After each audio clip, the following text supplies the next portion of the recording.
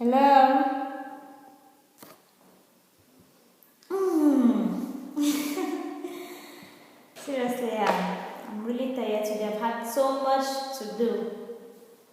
So, how are you guys doing?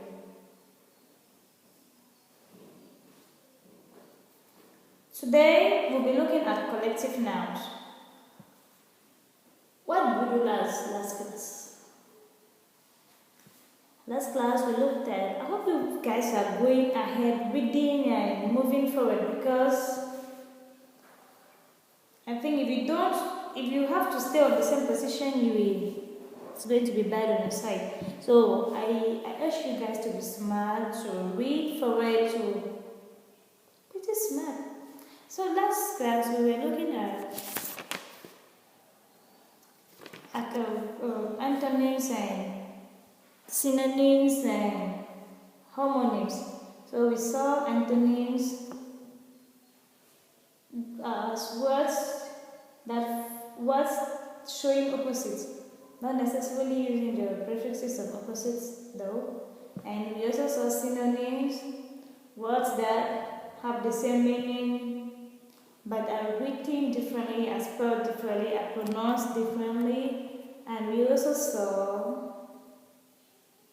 the homophones or homonyms, which are words that have the same sound, they sound the same, but they are written or spelled differently and they have completely different meaning. So today we will be looking at collective nouns. What are collective nouns?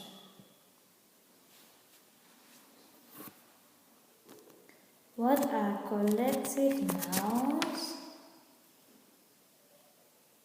Study these examples, and from it you may understand the concept of collective nouns before then we come to the definition.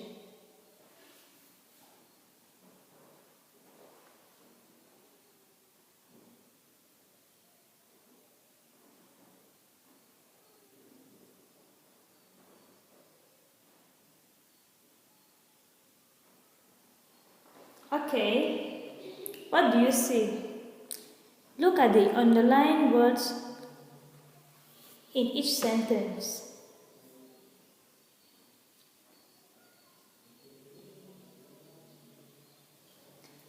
So we see the sentences, our class is going on a field trip. The audience is happy with their performance. The team has added its players. So the words that are underlined in these sentences are under what are they, how are they, how do you see them? They are what categories of words? Please, we say categories, not categories. So they are under the noun, they are nouns. Class, our class is a noun phrase, it's a noun. So when we say our class is going on a free trip, are we saying that our class is one person or our class is many or are many people? So we realize that from the examples above, our class is going on a field trip. The audience is happy with their performance. The team has added its players. We realize that collective nouns. A collective noun is a group of people working together, a group of things or people working together, and usually carrying a singular verb. So, but when all members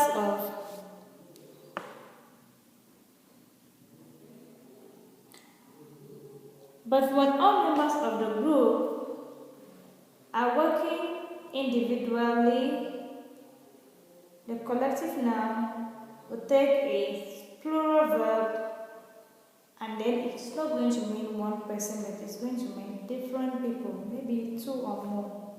So we see that from the examples below, our school is going on a field trip. The audience is happy with their performance, and the team has added its prayers. We realize that collective nouns are a group of people or things referred to as one. And usually, the collective noun always carries a singular verb. But when the members in a group, when members in the groups are acting as individuals, the verb becomes a plural verb. The collective noun takes a plural verb.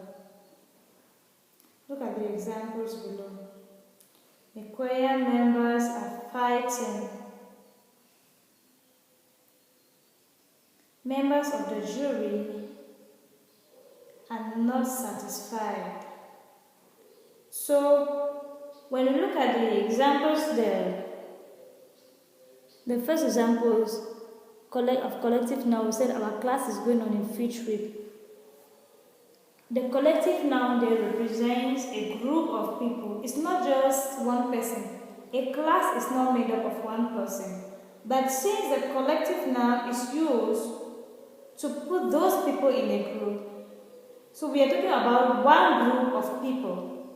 So it is a group of people. So the class is made up of many people, but it is just one class. So it takes a singular verb, is. So we say our class is going on a field trip, and not our class are going on a field trip. So when you start saying our class are going on a field, our classes or our class are going on a field trip, it rather mean that maybe the classes in that school are going on a field trip. Different classes, maybe class 1, class 2, 3, and maybe 4. But when we say our class is going on a field trip, it means your class, if you are a Form 2 student, it means the Form 2 students are going on a field trip. So it takes just a singular verb because the Form 2 class is just one class. Just as in audience, the audience is made up of many people. But when you want to say, you say the crowd is happy, the audience is happy. So you cannot say the audience are happy. When you say the audience are happy, you rather say it will come in with the addition of the word members. Members of the audience are happy. So then you're talking about individuals, because there could be some people in the audience who are not actually happy, but then others are happy. So you say members of the audience are happy, but when you want to refer to them as one, using the collective noun, the audience is happy. Looking at the team has added its players. A football team is made up of, say, 11 players, but the team has a name.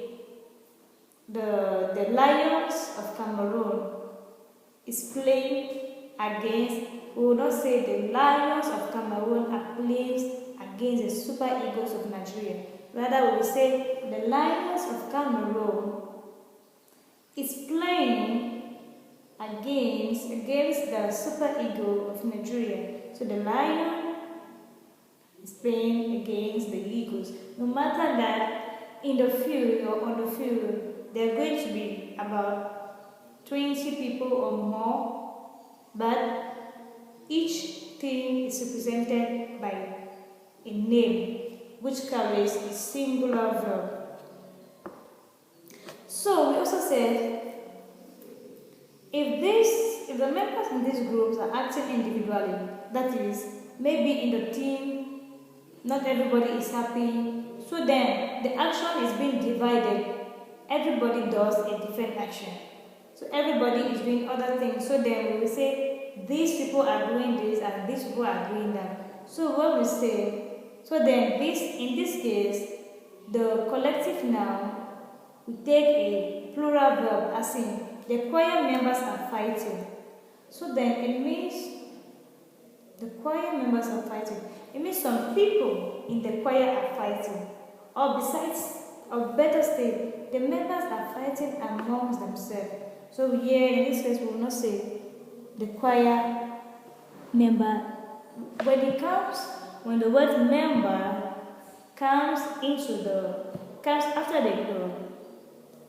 along with the collective noun, the verb automatically changes from a singular to a plural verb, because then we know that there's already some level of the division in the group. So then the group is already divided into parts, and those parts now will be many and then takes the plural verb.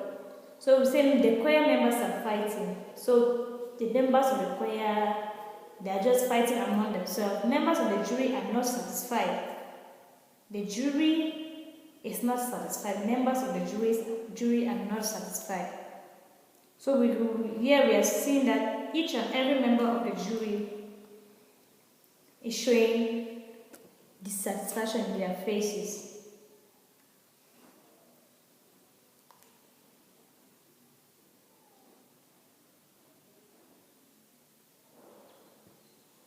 So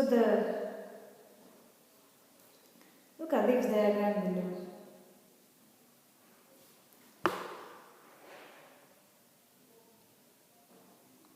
The sheep are hungry is also a collective noun used for animals. So look at the collective noun below. We say for animals, instead of saying, look at what we say, the sheep are hungry.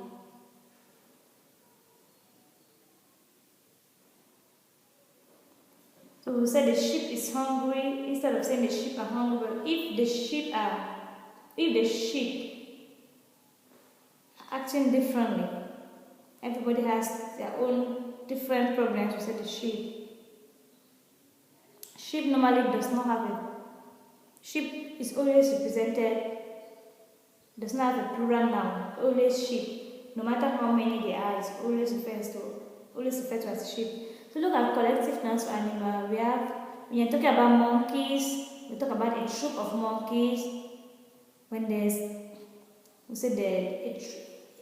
Mr. Sam went to the market and bought a troop of monkeys.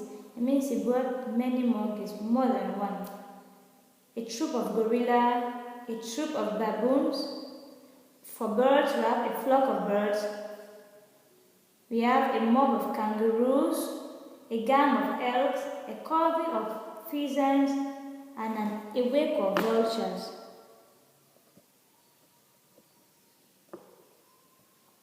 See also some images showing collective nouns for human beings, or for people rather. The people, when we look at collective nouns as, you see the images, the students with their graduation robe and the graduation caps, the jury, a group of friends. So the people in the robe, the first image to your left, the top left of your screen, it says student. So see that they are graduate, and from the picture you see that people graduate with class, in a class. So they are a batch of graduating students. So that is a batch of graduating students because all of them belong to a particular class and a particular level. They belong to the same level, and therefore that is the batch of the school graduating that year. Now the jury, a disagreeing jury. See how they are disunited. Everybody just facing their own way. So that is a disagreeing jury. So a collective noun of people, spectators, people maybe controlling a seminar or supervising a seminar. So it's a jury and then a group of friends.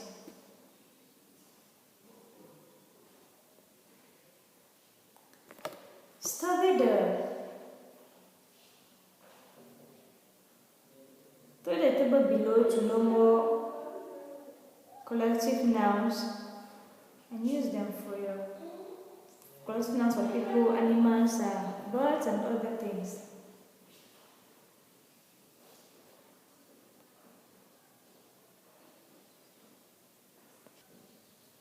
See, collective nouns for people, animals, and group. So for people, we have a group, a crowd, a team, a gang, a board, a jury, and a class.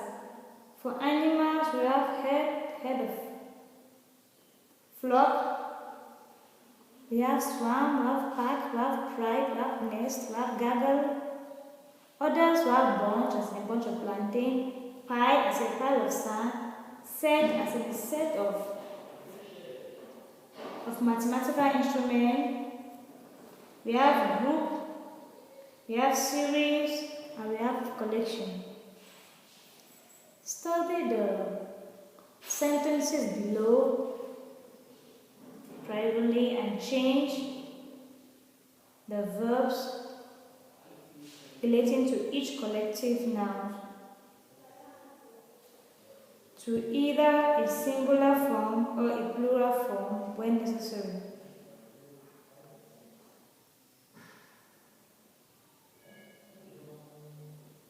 Study them at home and change the plural form.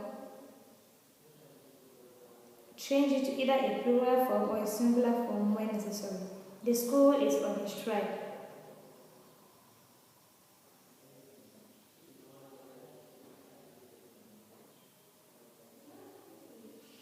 The club members is fighting.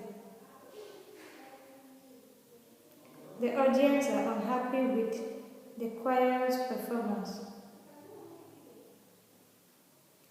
Okay.